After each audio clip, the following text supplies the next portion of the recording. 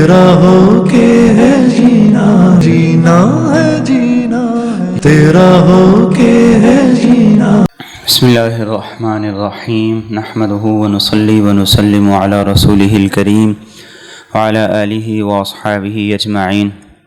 قال النبی صلی اللہ تعالی علیہ وسلم فإن أصدق الحدیث کتاب اللہ وخیر الہدی ہدی محمد صلی اللہ علیہ وسلم وخیر الامور اوساطها وشر الامور محدثاتها فإن كل محدثة بدعة وكل بدعة ضلالة وكل ضلالة في النار۔ قال الله تبارك وتعالى في القرآن المجيد والفرقان الحميد: أعوذ بالله من الشيطان الرجيم، بسم الله الرحمن الرحيم۔ إن في اختلاف الليل والنهار وما خلق الله في السماوات والأرض لآيات لقوم يتقون۔ وقال النبي صلى الله تعالى عليه وسلم: الشتاء غنیمۃ المؤمنین، او کما قال علیہ الصلاۃ والسلام۔ اللهم صل على سيدنا ومولانا محمد وعلى آل سيدنا ومولانا محمد وبارك وسلم وصل عليه۔ اللهم صل على سيدنا ومولانا محمد وعلى آل سيدنا ومولانا محمد وبارك وسلم وصل عليه۔ اللهم صل على سيدنا وسيد ساداتنا وسيد عاداتنا وحبيبنا وحبيب ربنا وصمدنا وأجملنا وأكملنا وأحسننا وأرفقنا وأعلانا وأولانا وأزكانا وأتقانا محمد صلى الله عليه وعلى آله وأهله وذرياته وصحابته ومن تبعهم بإحسان إلى يوم الدين۔ موسم نے کروٹ لینی شروع کی ہے، گرمی سے سردی کی طرف سفر شروع کیا ہے۔ یہ موسموں کی تبدیلی، کائنات کے اندر اس نظام کی تبدیلی، دن اور رات کی تبدیلی، یہ اللہ کی عظیم نشانیوں میں سے ایک نشانی ہے۔ قرآن کریم میں اللہ رب العزت یہ بات ارشاد فرماتے ہیں: ان فی خلق السماوات والارض، آسمان اور زمین کی تخلیق میں، واختلاف اللیل والنہار، دن اور رات کے اختلاف میں، کبھی دن بڑا ہو رہا ہے، کبھی رات چھوٹی ہو رہی، کبھی رات بڑی ہو رہی ہے، دن چھوٹا ہو رہا ہے۔ لآیات لأولی الالباب، فرمایا عقل مند لوگوں کے لیے اللہ نے اس میں بڑی نشانیاں رکھی ہیں۔ عقل مند لوگ غور فکر کرتے ہیں، سوچتے ہیں، تدبر کرتے ہیں کہ یہ کون سی ذات ہے جو دن کو نکالتی ہے، رات کو لے جاتی ہے، رات کو لاتی ہے، دن کو لے جاتی ہے، پھر ایسا خوبصورت نظام، ایسا زبردست نظام کہ میں اور آپ اس کا تصور بھی نہیں کر سکتے۔ دن کے جانے کے بعد کتنے سکون کے ساتھ رات اپنا بسیرا کر لیتی ہے، رات اپنے ڈیرے ڈال لیتی ہے۔ اگر میں اور آپ ایک چھوٹی سی چیز ایک جگہ سے دوسری جگہ پہ رکھیں، ایک گلاس اٹھا کر دوسری جگہ پہ رکھیں، تو سارے کمرے کو پتہ چلتا ہے کہ گلاس ایک جگہ سے دوسری جگہ رکھا ہے۔ اللہ پورے منظر کو بدل دیتا ہے، ایک آہٹ نہیں ہوتی، ایک سرسراہٹ نہیں ہوتی۔ فرمایا لآیات لأولی الالباب، عقل والوں کے لیے اس میں بڑی نشانیاں ہیں۔ وہ جب اس میں غور کرتے ہیں تو اللہ کی محبت کے اندر اور قریب ہو جاتے ہیں۔ جب وہ اس میں غور کرتے ہیں انہیں اپنے رب کی قدرتوں پر یقین ہو جاتا ہے۔ ایک اور موقع پر فرمایا یقلب اللہ اللیل والنہار، دن اور رات کو اللہ پلٹتا ہے۔ دن اور رات کے پلٹنے سے اللہ نے ہفتوں کا نظام بنایا، مہینوں کا نظام بنایا، سال کا نظام بنایا، اور اس کے ساتھ پھر اللہ نے موسموں کی تبدیلی کا نظام بنایا ہے۔ اور ایک اور موقع پر اللہ رب العزت فرماتے ہیں وَهُوَ الَّذِي جَعَلَ اللَّيْلَ وَالنَّهَارَ خِلْفَةً، اللہ ہی تو وہ ذات ہے جس نے رات اور دن کو ایک دوسرے کے پیچھے لگایا۔ کیوں لگایا؟ تاکہ نئی تاریخ آ جائے اور ہم اپنے نئے کام کر لیں، اور اس سے آگے کچھ نہیں۔ فرمایا لِمَنْ أَرَادَ أَنْ يَذَّكَّرَ أَوْ أَرَادَ شُكُورًا، جو نصیحت حاصل کرنا چاہے اس کے لیے اس میں بڑی نصیحت ہے، جو شکر گزار بننا چاہے اس کے لیے اس میں بہت سے راستے ہیں۔ وہ دن میں تلاش کرے گا کہ کیسے میں اپنے رب کا قرب حاصل کر لوں، وہ رات میں تلاش کرے گا کہ میں کون سا ایسا عمل کر لوں کہ جس سے میرا کریم مالک مجھ سے راضی ہو جائے۔ اللہ رب العزت نے گرمی اور سردی یہ میرے اور آپ کے فائدے کے لیے بنائی ہے۔ گرمی کے فائدے رکھے ہیں، سردی کے فائدے رکھے ہیں۔ گرمی کے بھی اسباب ہیں، سردی کے بھی اسباب ہیں۔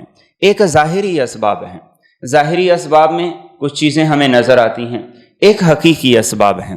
رسول اکرم صلی اللہ علیہ وسلم نے ایک حدیث مبارکہ کے اندر ارشاد فرمایا، صحیح مسلم کی حدیث ہے کہ آپ نے فرمایا کہ جہنم نے اللہ تعالیٰ سے یہ درخواست کی کہ اللہ میرے کچھ حصے آپس میں ایک دوسرے کو کھا رہے ہیں، تو اللہ رب العزت نے جہنم کو اجازت دی کہ وہ 2 سانس لے، ایک گرمی میں ایک سردی میں۔ تو آپ صلی اللہ علیہ وسلم نے ارشاد فرمایا کہ سخت گرمی کی شدت یہ جہنم کے سانس لینے کا اثر ہے، اور سخت سردی یہ بھی جہنم کے سانس لینے کا اثر ہے۔ ہم ظاہر کو دیکھتے ہیں، ظاہر کے مطابق پرکھتے ہیں، اور جو ظاہر ہے ہم اس سے آگے نہیں دیکھ سکتے، لیکن اللہ کے رسول صلی اللہ علیہ وسلم نے ہمیں وہ بتایا جو ہماری نظروں سے اوجھل ہے، اور جو آپ نے فرمایا وہ حق اور سچ ہے۔ ایک بات یاد رکھیے کہ رسول اکرم صلی اللہ علیہ وسلم کی احادیث مبارکہ، قرآن کریم کی آیات اور احکامات جو ہماری سمجھ میں نہیں آتے، اور ظاہر ہے ہماری سمجھ میں تو لوگوں کے مزاج نہیں آتے، تو اتنی گہری باتیں بغیر علم کے، بغیر بصیرت کے، بغیر اللہ کی توفیق کے کیسے آ سکتی ہیں؟ تو وہ قرآن کی آیات جو میرے اور آپ کی سمجھ میں نہیں آتی، وہ احادیث طیبہ جو مستند ہیں میرے اور آپ کی سمجھ میں نہیں آتی، اس میں میرے اور آپ کا ایمان صدیق اکبر رضی اللہ تعالیٰ عنہ جیسا ہونا چاہیے۔ معراج کی رات کے بعد بڑے بڑے مکہ کے سردار مشرکین اور ابو بکر صدیق رضی اللہ تعالیٰ عنہ کے پاس آئے اور آ کر کہا کہ ایک شخص یہ کہتا ہے کہ میں رات کے بہت تھوڑے سے حصے میں مسجد اقصیٰ تک گیا، وہاں سے 7 آسمانوں پر گیا، جنت کا مشاہدہ کیا، جہنم کا مشاہدہ کیا، اور بہت کچھ کیا، اور پھر میں واپس بھی آ گیا، تم کیا کہتے ہو؟ ابو بکر صدیق رضی اللہ تعالیٰ عنہ نے بڑا خوبصورت سوال کیا۔ انہوں نے کہا کہ یہ بتاؤ یہ کہتا کون ہے؟ تو انہوں نے کہا تمہارے ساتھی جن پر تم ایمان لائے ہو، جن کو تم اپنا نبی تسلیم کرتے ہو، یہ وہ کہتے ہیں۔ ابو بکر صدیق رضی اللہ تعالیٰ عنہ نے فرمایا اگر وہ کہتے ہیں تو حق کہتے ہیں، یہ میرے اور آپ کا ایمان ہونا چاہیے۔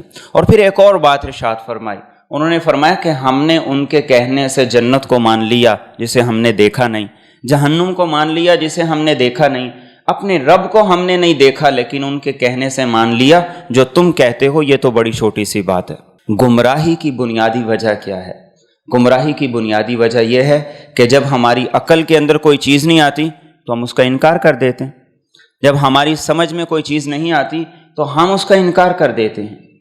تو وہ قرآن کریم کی آیات، وہ مستند احادیث طیبہ جو رسول اکرم صلی اللہ علیہ وسلم سے ہم تک پہنچی، اگر ہمیں اس کا مفہوم سمجھ نہ آئے تو ہمارا ایمان صدیق اکبر جیسا ایمان ہونا چاہیے، گمراہی سے بچ جائیں گے۔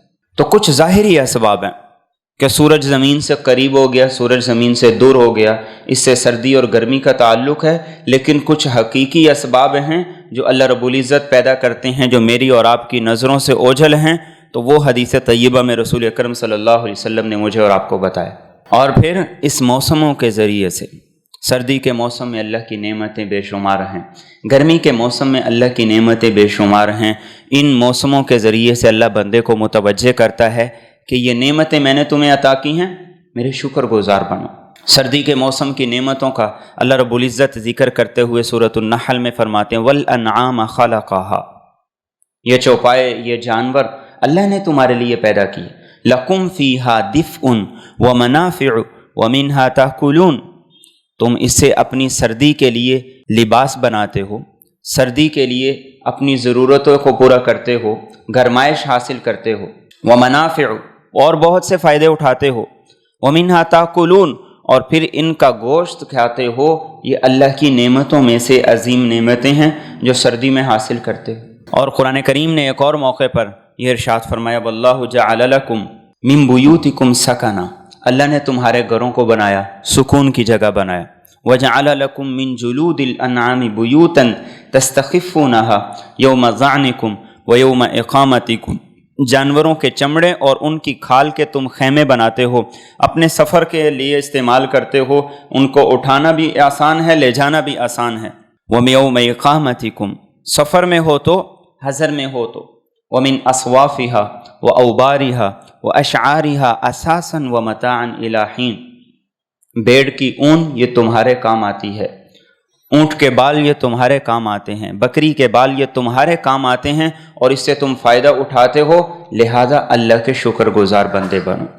پہلے ادوار کے اندر لوگ اتنا زیادہ ان چیزوں سے فائدہ نہیں اٹھاتے تھے جتنا میں اور آپ ان چیزوں سے فائدہ اٹھاتے ہیں۔ پہلے کہاں کوئی تصور کرتا تھا کہ لیدر کے بڑے کمال قسم کے شوز ہوتے ہیں اور بڑی کمال قسم کی جیکٹس ہوتی ہیں اور بڑے کمال قسم کے اور نعمتیں ہوتی ہیں۔ اللہ نے یہ میرے اور آپ کو نعمتیں عطا کی ہیں، کیوں؟ ہم شکر گزار بنیں۔ یعرفون نعمت اللہ ثم ینکرونها واکثرهم الکافرون، فرمایا اللہ کی نعمتوں کو پہچان کر بھی انکار کر دیتے ہیں، ایسے لوگ دراصل ناشکر گزار ہیں۔ دینے والے کو پہچان رہے ہیں تو نعمتوں کی بھی قدردانی کریں، نعمتوں کے بھی شکر گزار بنیں۔ جو دینے والا ہے اس خالق کے اور اس مالک کے فرما بردار بنیں۔ رسول اکرم صلی اللہ علیہ وسلم نے احادیث طیبہ کے اندر ہمیں یہ بھی بتایا کہ اگر کسی کو سردی کا موسم موافق نہیں ہے، اس کی طبیعت اس کے اندر ٹھیک نہیں رہتی، کوئی اور مسئلہ ہے، تو آپ نے فرمایا کہ سردی کے موسم کو برا بلا نہیں کہنا۔ عسیٰ ان تکرہوا شیئا وہو خیر لکم، ہو سکتا ہے کسی چیز کو تم نہ پسند کرو، اللہ نے اس میں تمہارے لیے خیر رکھی ہو۔ وعسیٰ ان تحبوا شیئا وہو شر لکم، ہو سکتا ہے کسی چیز کو تم بڑا چاہو، بڑا پسند کرو اور اس کے اندر تمہارے لیے نقصان ہو۔ اور رسول اکرم صلی اللہ علیہ وسلم نے حدیث طیبہ کے اندر یہ ارشاد فرمایا، یؤذینی ابن آدم، اللہ رب العزت فرماتے ہیں حدیث قدسی کے اندر کہ ابن آدم مجھے ایذا دیتا ہے، مجھے تکلیف دیتا ہے۔ یسبنی ابن آدم مجھے برا بلا کہتا ہے۔ پوچھا کہ یا رسول اللہ صلی اللہ علیہ وسلم کیسے؟ تو فرمایا کہ موسم کو برا بلا کہتا ہے، تو موسم کو بدلنے والا کون ہے؟ سردی گرمی کو برا بلا کہتا ہے، سردی گرمی کو بدلنے والا کون ہے؟ اللہ فرماتے ہیں بیدی الامر اقلب اللیل والنہار، میرے ہاتھ میں سارے معاملے ہیں، دن رات کو میں پلٹتا ہوں۔ تو موسم کو برا کہنے والا گویا وہ اللہ رب العزت کو برا کہہ رہا ہے۔ تو مومن کو کیا چاہیے؟ مومن کو یہ چاہیے کہ اگر اسے کسی موسم کی وجہ سے تکلیف ہے، سردی کی وجہ سے کوئی تکلیف ہے، برداشت نہیں ہوتی، عمر کا تقاضا ہے، کوئی بیماری ہے، تو وہ اس پہ صبر کرے، اسے برداشت کرے، اللہ کا حکم سمجھ کے اس پہ راضی ہو جائے۔ مومن کا کام اللہ کے فیصلوں پر راضی رہنا ہے، اللہ کے فیصلوں پر اعتراض کرنا مومن کی عادت نہیں ہے۔ اور اس کے ساتھ پھر رسول اکرم صلی اللہ علیہ وسلم نے ہمیں جو دوسرا پہلو بتایا، سب سے خوبصورت پہلو، وہ فرمایا کہ اللہ سے دعا کیا کرو۔ موسموں کو برا بلا کہنے کی بجائے اللہ سے دعا کیا کرو۔ اور آپ صلی اللہ علیہ وسلم نے ارشاد فرمایا کہ سب سے محبوب دعا اللہ کے نزدیک پتہ کیا ہے؟ صحابہ نے پوچھا یا رسول اللہ صلی اللہ علیہ وسلم بتائیے کیا ہے؟ ایک وہ دعا ہے جو میں چاہتا ہوں میں رب سے مانگوں مجھے دے دے، یہ میری پسند ہے۔ ایک میری خواہش ہے میں اللہ سے مانگتا ہوں، ایک میری طلب ہے میں اللہ سے مانگتا ہوں، ایک میری ضرورت ہے میں اللہ سے سوال کرتا ہوں۔ آپ نے فرمایا پتہ ہے اللہ کو کیا پسند ہے، تم اللہ سے سوال کرو۔ صحابہ نے کہا بتائیے یا رسول اللہ صلی اللہ علیہ وسلم۔ تو آپ نے فرمایا سب سے زیادہ پسند اللہ کو یہ ہے کہ بندہ اللہ سے عافیت کا سوال کرے۔ اور عافیت کا مطلب کیا ہے؟ یہ میں اور آپ اس کی تشریح نہیں کر سکتے۔ اللہ کی طرف سے ساری نعمتیں، ساری خیریں، سارے بلائیوں کا خلاصہ وہ ایک عافیت کا لفظ ہے۔ تو اللہ کو یہ محبوب ہے کہ بندہ اللہ سے کہے اللہ مجھے عافیت عطا فرما۔ اور آپ صلی اللہ علیہ وسلم نے ایک اور حدیث طیبہ میں فرمایا اللہم انی اسألک العفو والعافیہ، اللہ میں تجھ سے معافی کا سوال کرتا ہوں اور عافیت کا سوال کرتا ہوں، یہ دونوں سوال اللہ سے کر۔ تو ہماری دعاؤں کے اندر یہ دعا شامل ہونی چاہیے کہ اللہ میں تجھ سے عافیت کا سوال کرتا ہوں۔ کمال رسول اکرم صلی اللہ علیہ وسلم کی فصاحت اور بلاغت تھی، آپ نے اپنی ساری دعاؤں کا نچوڑ اس ایک لفظ کے اندر ڈال دیا، سبحان اللہ۔ آج کسی سے وظیفہ پوچھیں تو اتنے لمبے لمبے وظیفے بتاتے ہیں۔ اللہ کے رسول صلی اللہ علیہ وسلم نے جو وظائف، جو دعائیں مجھے اور آپ کو سکھائی، قربان جائیے کہ آپ اپنی امت کے لیے حریص تھے، بڑے شفیق تھے۔ آپ نے اپنی امت کو جو وظائف بتائے، جو دعائیں بتائیں، چھوٹی چھوٹی دعائیں، تاکہ میرے امتی کے لیے انہیں یاد کرنا مشکل بھی نہ ہو اور اللہ سے مانگنا بھی آسان ہو۔ تو بطور مومن ہمارا کردار ایک یہ ہونا چاہیے، اللہ کے فیصلوں پر راضی رہیں، اللہ کے فیصلوں پہ اعتراض نہ کریں۔ اور دوسرا یہ ہونا چاہیے ہم اللہ سے فیصلوں کو تبدیل کرنے کے لیے سوال کریں، اس سے دعا کریں۔ آپ صلی اللہ علیہ وسلم نے ارشاد فرمایا کہ دعا یہ وہ طاقت ہے جو اللہ کے ہاں لکھی ہوئی تقدیر کو بھی بدل دیتی ہے۔ مانگنے والے کی دعا میں دم ہونا چاہیے۔ دینے والا تو بیٹھا ہے، دینے والا تو ہر دم تیار ہے، اس کے خزانوں میں کوئی کمی نہیں آتی۔ یسألہ من فی السماوات والارض، آسمان اور زمین کی تمام تر مخلوقات وہ اسی کی تو محتاج ہے، ان سب کی ضرورتوں کو وہی تو پورا کر رہا ہے۔ تو مانگنے والے کی دعا میں دم ہونا چاہیے۔ ہماری دعاؤں سے اثر نکل گیا، ہماری دعاؤں کی طاقت اور ان کی تاثیر ختم ہو گئی، تو ہم اللہ پہ اعتراض کرنا شروع کرتے ہیں، اللہ کے اوپر انگلی اٹھانا نعوذ باللہ ہم شروع کر دیتے ہیں۔ تو پہلی دو چیزیں اس موسم کے حوالے سے یہ ہیں کہ ایک اللہ کے فیصلوں پر راضی رہیں، اور دوسری چیز یہ ہے اللہ سے عافیت کا، خیر اور بھلائی کا سوال کریں۔ اور پھر اس موسم کے ذریعے سے ہمیں یہ یاد دہانی کرائی جاتی ہے کہ ایک مومن جب گرمی آتی ہے تو وہ گرمی کے موسم کے اندر گرمی سے بچنے کا انتظام کرتا ہے، جب سردی آتی ہے تو اس بات کی فکر کرتا ہے کہ اب اس میں کیا لباس پہننا ہے اور اس میں کیا غذا کھانی ہے، اس اعتبار سے وہ تیاری کرتا ہے۔ تو جو دنیا کی عارضی گرمی اور دنیا کی عارضی سردی کے لیے تیاری کرتا ہے، اس کے لیے بندوبست کرتا ہے، تو ایک مومن ہو کر پھر وہ آخرت اور جہنم کی گرمی کو کیسے بھول جائے؟ ایک مومن ہو کر وہ جہنم کی گرمی کو کیسے بھول سکتا ہے؟ زبید یامی ایک تابعی ہیں، ایک رات تہجد کے لیے اٹھے، اپنا ہاتھ وضو کے لیے لوٹے میں ڈالا، پانی اتنا ٹھنڈا تھا کہ قریب تھا کہ ان کا ہاتھ شل ہو جائے۔ پانی کی ٹھنڈک بھول گئے اور یہ یاد کرنے لگے کہ جہنم کے اندر جو سردی ہوگی، جو ٹھنڈک ہوگی، میں اس سے کیسے بچوں؟ اور ساری رات اسی تصور کے اندر گزر گئی۔ صبح باندھی آئی، اس نے کہا کہ میرے مولا آپ نے رات تہجد نہیں پڑھی، آپ ایسے ہی بیٹھے ہیں، ابھی وضو بھی نہیں کیا آپ نے؟ تو وہ کہنے لگے میں تجھے کیا بتاؤں کہ جب میں نے ہاتھ لوٹے کے اندر وضو کے لیے ڈالا تو وہ پانی اتنا ٹھنڈا تھا کہ مجھے جہنم کی ٹھنڈک اور اس کے عذاب کی ٹھنڈک مجھے یاد آئی، تو میں اس کے اندر مگن رہا اور کہا کہ میں تجھے یہ قسم دیتا ہوں کہ میری زندگی کے اندر یہ راز کسی کو نہیں بتانا۔ مومن دنیا کی سردی سے آخرت کی سردی کو یاد کرتا ہے، اس سے بچنے کی فکر کرتا ہے۔ مومن دنیا کی گرمی سے آخرت کی گرمی کو یاد کرتا ہے اور اس سے بچنے کے لیے فکر اور انتظام کرتا ہے۔ اور جیسے جہنم کے اندر گرمی ہوگی، ایسے جہنم کے اندر سردی کا بھی عذاب ہوگا۔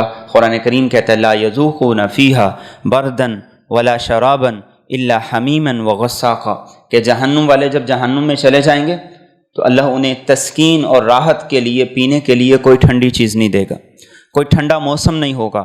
ارشاد فرمایا کہ وہاں پر نہ کوئی پینے کے لیے خوشگوار چیز ہوگی، الا حمیما وغساقا، دو چیزیں پینے کے لیے ہوں گی، یا تو کھولتا ہوا پانی ملے گا، وغساقا، یا وہ جہنم کے اندر بڑی سخت قسم کی سردی ہوگی۔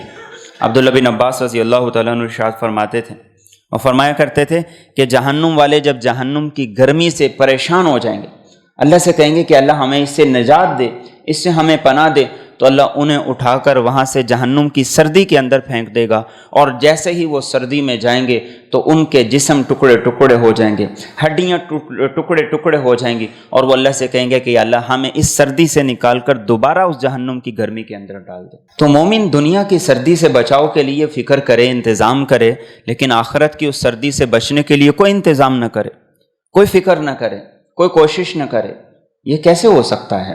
تو خود قرآن کریم کہتے ہیں یا ایھا الذین آمنوا قوا انفسکم واہلیکم نارا وقودھا الناس والحجارہ علیہا ملائکۃ غلاظ شداد لا یعصون اللہ ما امرہم ویفعلون ما یؤمرون، کہ ایمان والو خود کو جہنم سے بچاؤ، اپنی اولادوں کو جہنم سے بچاؤ، خود کی فکر کرو، اپنی اولاد کی فکر کرو، اس جہنم سے جس کا ایندھن انسان اور پتھر ہوں گے۔ تو ہمیں اس جیسے سردی سے بچنے کی فکر ہے، سردی کے لباس کی فکر ہے، ایسے ہی جہنم کی سردی سے بچنے کی فکر بھی میرے اور آپ کے اندر ہونی چاہیے۔ اور جب آدمی کو کسی چیز کی فکر ہوتی ہے تو اس کی نشانی کیا ہوتی ہے؟ وہ اس کے لیے انتظام کرتا ہے، اس کے لیے بندوبست کرتا ہے، اس کے لیے کوشش کرتا ہے، اور اس کے لیے تگودو کرتا ہے۔ رسول اکرم صلی اللہ علیہ وسلم نے ارشاد فرمایا کہ جب سخت گرمی کا دن ہوتا ہے اور کوئی بندہ یہ کہتا ہے ما اشد حر ھذا اليوم، آج بڑی سخت گرمی ہے، اور پھر اللہ سے یہ کہتا ہے اللہم اجرنی من حر جہنم، اللہ مجھے جہنم کی گرمی سے بچا، تو اللہ فرشتوں سے کہتے ہیں کہ میرے بندوں میں سے ایک بندے نے، اللہ رب العزت اللہ رب العزت جہنم سے یہ کہتے ہیں کہ میرے بندوں میں سے ایک بندے نے تیری گرمی سے پناہ طلب کی ہے، اے جہنم تو گواہ ہو جا کہ میں نے اسے تیری گرمی سے پناہ دے دی۔ اور فرمایا جب سخت سردی ہوتی ہے ایک بندہ یہ کہتا ہے لا الہ الا اللہ ما اشد برد ھذا اليوم، آج بڑی شدید سردی ہے، اور پھر کہتے ہیں اللہ مجھے جہنم کی سردی سے بچا، تو اللہ جہنم کو مخاطب کرتے ہوئے کہتے ہیں کہ میرے بندوں میں سے ایک بندے نے تیری سردی سے پناہ طلب کی ہے، تو گواہ ہو کہ میں نے اسے تیری سردی سے پناہ عطا کر دی ہے۔ تو سردی اور گرمی کے موسم کی شدت اور اس کی کمی کی بات کو صرف موسم تک محدود نہ رکھیں، بلکہ ہمارا تصور، ہمارا دھیان اس کے ساتھ وہ فوراً اس بات کی طرف جانا چاہیے، اللہ سے فوراً یہ سوال کرنا چاہیے کہ اللہ مجھے جہنم کی گرمی سے محفوظ فرما اور مجھے جہنم کی سردی سے محفوظ فرما، اور انسان جو مانگتا ہے اللہ پھر اسے عطا بھی کر دیتے ہیں۔ صحابہ نے رسول اکرم صلی اللہ علیہ وسلم سے پوچھا یا رسول اللہ صلی اللہ علیہ وسلم یہ زمہریر کیا ہے؟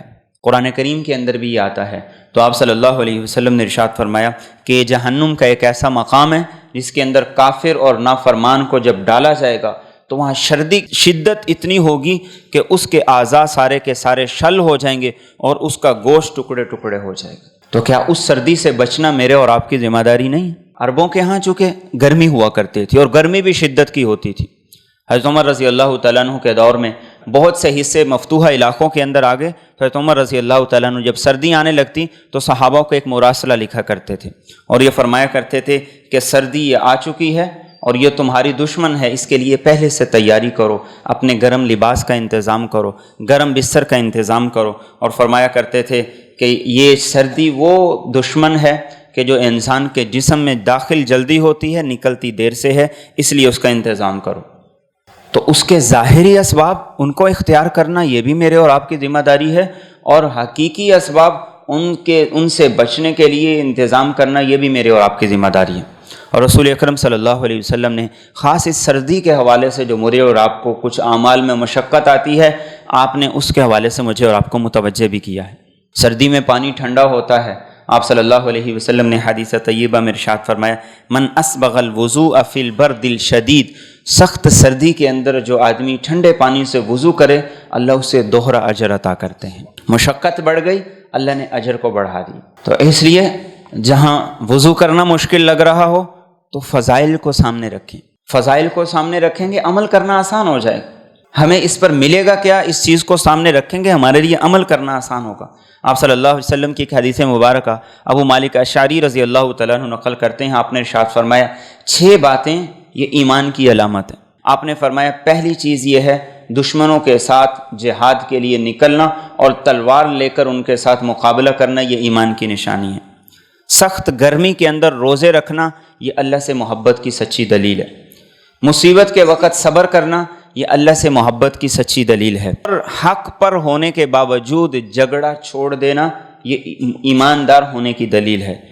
اور جب بادل ہو تو نماز جلدی پڑھنا، کہیں نماز کا وقت نہ نکل جائے، یہ ایمان کی دلیل ہے۔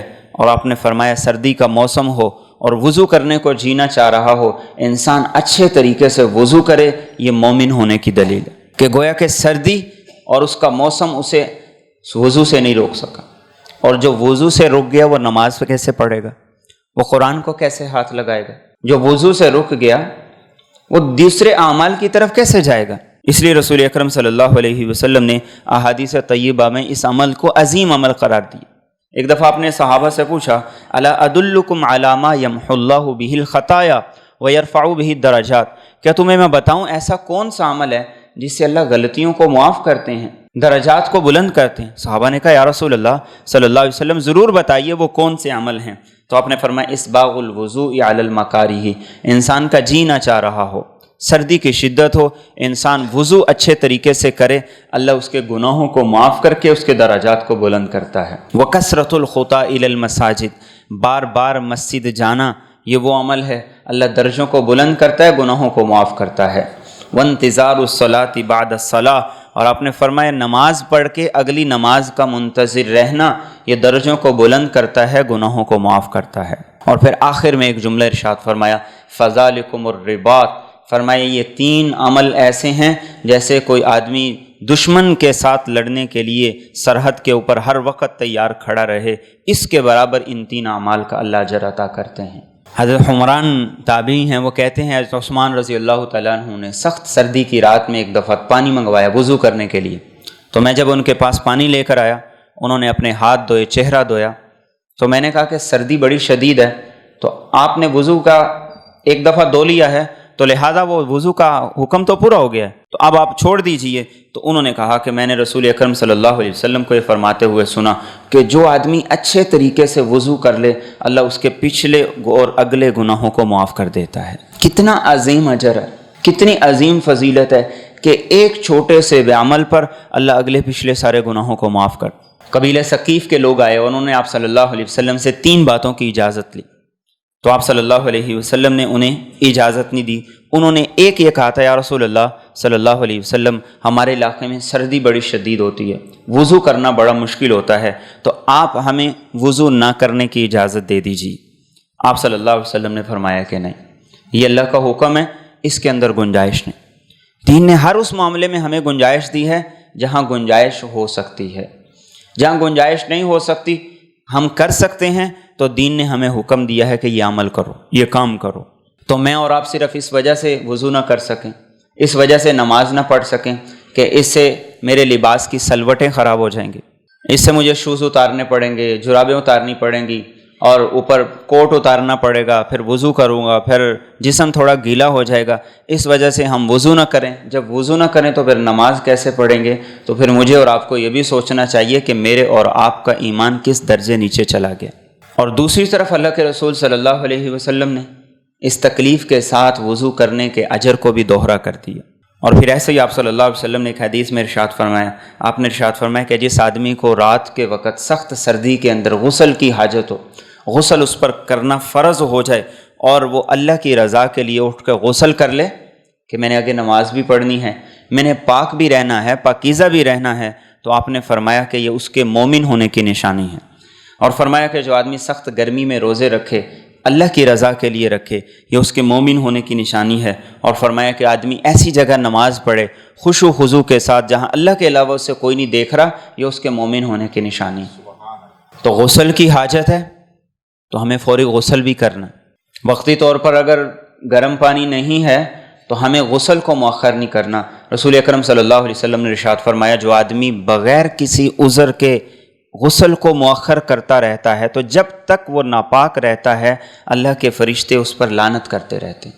آج عام سا معمول ہے ہمارا، کسی سے کہیں کہ نماز پڑھ لو، وہ کہتا ہے میرے کپڑے نہیں ٹھیک ہیں۔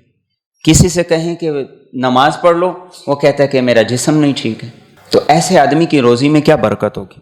ایسے آدمی کی عمر میں کیا برکت ہوگی؟ اس کے کام میں کیا برکت ہوگی؟ اس کی زندگی میں کیا برکت ہوگی کہ جس کی زندگی کا اکثر حصہ وہ ناپاک رہ کے گزرتا ہے؟ تو ایک طرف یہ حکم ہے اور دوسری طرف اس پر عمل کرنے کی فضیلت بھی بہت ہے۔ اور پھر تیسری چیز جو رسول اکرم صلی اللہ علیہ وسلم نے اس موسم کے بارے میں خاص طور پر مجھے اور آپ کو فرمائی، آپ نے فرمایا اللہ رب العزت 2 بندوں کو دیکھ کر بہت خوش ہوتے ہیں۔ ایک وہ آدمی جو سخت سردی کے اندر اپنے بستر کو چھوڑے، گرم بستر تھا، رضائی کو اتارے، کمبل کو اتارے، اور اس کے بعد پھر وضو کرے، اللہ کے سامنے کھڑا ہو۔ اللہ فرشتوں سے پوچھتے ہیں کہ یہ میرا بندہ گرم بستر چھوڑ کر اور ٹھنڈے پانی سے وضو کر کے میرے سامنے کھڑا ہے، کیوں کھڑا ہے؟ تو فرشتے کہتے ہیں اے اللہ، تیرے پاس جو خزانے ہیں ان خزانوں کو حاصل کرنے کے لیے اور تیرے عذاب سے بچنے کے لیے، اللہ فرماتے ہیں کہ گواہ ہو جاؤ، میں نے اسے اپنے خزانوں میں سے خزانے دیے، اور جس چیز کا اسے ڈر ہے میں نے اس کو اس سے پناہ دے دی۔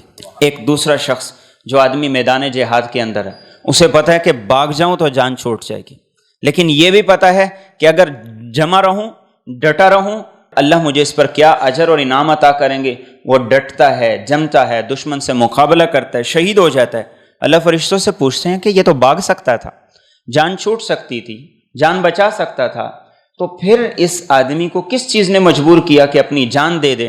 تو فرشتے کہتے ہیں کہ اللہ تیرے خزانوں کی امید تھے اور تیرے عذاب اور تیری پکڑ سے، ڈر سے اس نے ایسا کیا۔ تو اللہ فرماتے ہیں کہ گواہ ہو جاؤ، جو وہ چاہتا تھا میں نے اسے دے دیا، اور جس چیز سے بچنا چاہتا تھا میں نے اسے وہ عطا کر دی۔ آج انجان خوف میرے اور آپ پر کیسے بسیرے کیے ہوئے ہیں اپنے بارے میں، اپنی اولاد کے بارے میں اور اپنے مستقبل کے بارے میں۔ اللہ رب العزت نے کیسا خوبصورت ہمیں عمل بتا دیا کہ اگر چاہتے ہو کہ اپنی زندگی کو پرسکون کر لو تو ٹھنڈے موسم کے اندر، سردی کے اندر اپنے گرم بستر کو چھوڑ کر ٹھنڈے پانی سے وضو کر کے اللہ کے سامنے کھڑے ہو، اللہ تمہارے خوف کو امن کے اندر بدل دے گا، اللہ تمہاری بے چینی کو قرار دے دے گا۔ اور آپ صلی اللہ علیہ وسلم نے اس سردی کے موسم میں خاص طور پر مجھے اور آپ کو روزہ رکھنے کی ترغیب دی ہے۔ آپ نے ارشاد فرمایا سردی کا موسم مومن کے لیے بہار کے موسم کی طرح ہوتا ہے، دن چھوٹا ہو گیا، روزہ رکھنا آسان ہے، نہ پیاس لگتی ہے نہ بھوک لگتی ہے، دونوں کو برداشت کرنا آسان ہے۔ اور آپ نے ارشاد فرمایا رات لمبی ہو گئی، تہجد پڑھنا آسان۔ اور آپ صلی اللہ علیہ وسلم نے ایک حدیث مبارکہ میں ارشاد فرمایا کہ سردی کے موسم کے اندر روزہ رکھنا یہ وہ چیز ہے جو ایک مومن آسانی سے حاصل کر سکتا ہے۔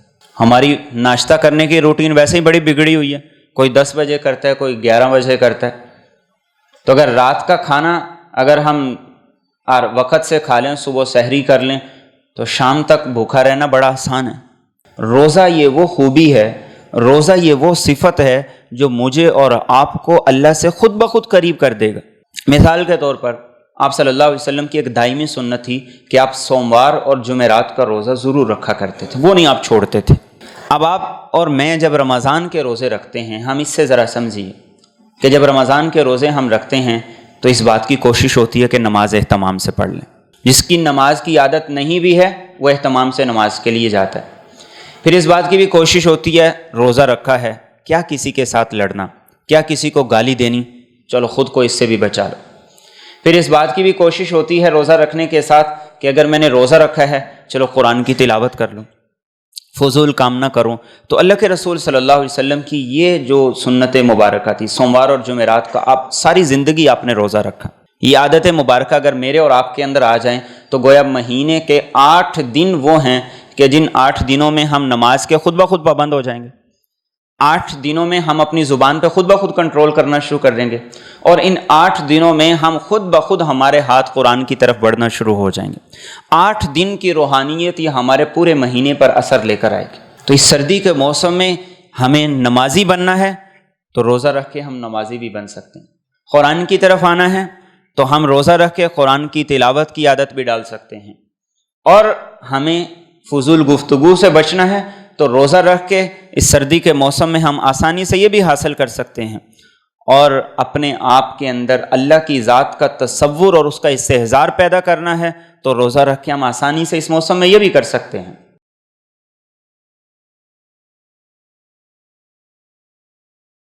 کہ سردی کے موسم میں رات لمبی ہو جاتی ہے، تو جب رات لمبی ہو جاتی ہے تو مومن کو تو اپنے رب سے محبوب کوئی چیز نہیں ہوتی، مومن کو تو اپنے رب سے زیادہ وفا کسی چیز کے ساتھ نہیں ہوتی۔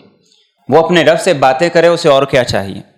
وہ اپنے رب کے سامنے کھڑا ہو، اسے اور کیا چاہیے؟ تو آپ نے ارشاد فرمایا کہ جب رات لمبی ہو جاتی ہے تو مومن اس رات کو غنیمت سمجھ کے اللہ کے سامنے کھڑا ہو جاتا ہے۔ گرمی کے اندر تہجد مشکل ہوتی ہے، انسان دن کا تھکا ہوا ہوتا ہے اور رات بھی چھوٹی ہوتی ہے، کبھی موسم ساتھ دیتا ہے، کبھی ساتھ نہیں دیتا ہے، کبھی بجلی ساتھ دیتی ہے، کبھی ساتھ نہیں دیتی، لیکن سردی کے موسم میں اللہ رات کو کھینچ کے لمبا کر دیتا ہے۔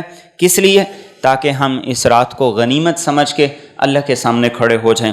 حضرت عبید اللہ بن عمیر رضی اللہ تعالیٰ عنہ فرمایا کرتے تھے، قرآن والو میں اور آپ ہیں، قرآن والو، اللہ نے تمہاری راتوں کو سردی میں لمبا کر دیا تاکہ قرآن کی تلاوت کرو، اللہ نے تمہارے دن کو مختصر کر دیا تاکہ تم روزہ رکھو۔ تو یہ موسم میرے اور آپ پر آ چکا ہے، ہم اپنی راتوں کو غفلت کی راتیں نہ بنائیں، ہم اپنی راتوں کو لاپرواہی کی راتیں نہ بنائیں، ہم اپنی راتوں کو نافرمانی اور معصیت کے کاموں کی راتیں نہ بنائیں، بلکہ ہم اپنی راتوں پہ عمل کریں اور اللہ کے لیے کھڑے ہوں، اللہ کے سامنے کھڑے ہوں۔ اللہ کے سامنے کھڑے ہوں، اللہ لوگوں کے سامنے کھڑے ہونے سے بچا لے گا۔ اللہ کے سامنے جھک جائیں، اللہ لوگوں کے سامنے جھکنے سے بچا لے گا۔ اللہ کے سامنے اپنے شکوے شکایتیں رکھیں، لوگوں کے رویے رکھیں، اللہ لوگوں کے رویوں سے بچا لے گا۔ تو یہ میرے اور آپ کے لیے عمل کرنے کا موسم شروع ہو گیا، عمل کی عادت ڈالنے کا موسم شروع ہو گیا۔ بڑی آسانی سے ہم عمل کی عادت ڈال سکتے ہیں۔ اب کون ہے کہ جو اس سردی کے راتوں میں روزانہ 1 سپارے کی تلاوت نہ کر سکے؟ لیکن افسوس یہ ہے کہ ہمارا یہ سارے کا سارا وقت جو قرآن کی تلاوت کے لیے ہونا چاہیے یہ موبائل اور ٹی وی نے چھین لی۔ اس پہ 3 گھنٹے بھی لگ جائیں تو ہمیں احساس نہیں ہوتا، اور قرآن جیسے ہی ہاتھ کے اندر آئے وقت گزرنا ہمارے لیے مشکل ہو جاتا۔ تو اس لیے اس بات کی ضرورت ہے کہ ہم اس موسم کو غنیمت سمجھیں، اس بات کی ضرورت ہے کہ ہم اس بات کا عزم کریں، اللہ سے اس بات کا عہد کریں، اور اللہ سے اس بات کے دعا گو ہوں کہ اللہ ہم نے اس بات کا ارادہ کیا ہے تو ہمیں توفیق دے۔ کیوں جی؟ ارادہ کرتے ہیں کہ نہیں اس بات کا؟ اور پھر اپنے گھروں کے اندر اس موسم کے اندر خاص طور پر اس چیز کی عادت بنائیں کہ سوموار اور جمعرات کا روزہ رکھیں۔ ہم جوائنٹ فیملی سسٹم کے اندر رہتے ہیں، آپس کے اندر اختلاف اور ناچاقیاں بہت بڑھ گئیں۔ روزہ کیا کرتا ہے؟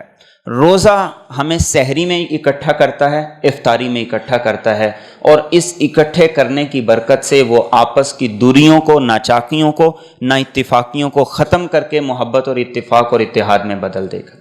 آج عجیب ہماری زندگی ہے، ہم جس اولاد کے لیے سارا دن بھاگتے دوڑتے رہتے ہیں ان کے پاس بیٹھنے کے لیے وقت ہی نہیں، اور اولاد تو دور کی بات، ہمارے لیے اپنی ذات کے لیے وقت نہیں، خود اپنے لیے وقت نہیں۔ تو روزہ رکھنے کی عادت بنائیں اس موسم کے اندر، اپنے گھر کے اندر یہ ماحول بنائیں، اور یہ کوئی مشکل نہیں ہے۔ گھر کے اندر ماحول بنانے کے لیے سب سے پہلے ماں باپ کو خود قربانی دینی ہے۔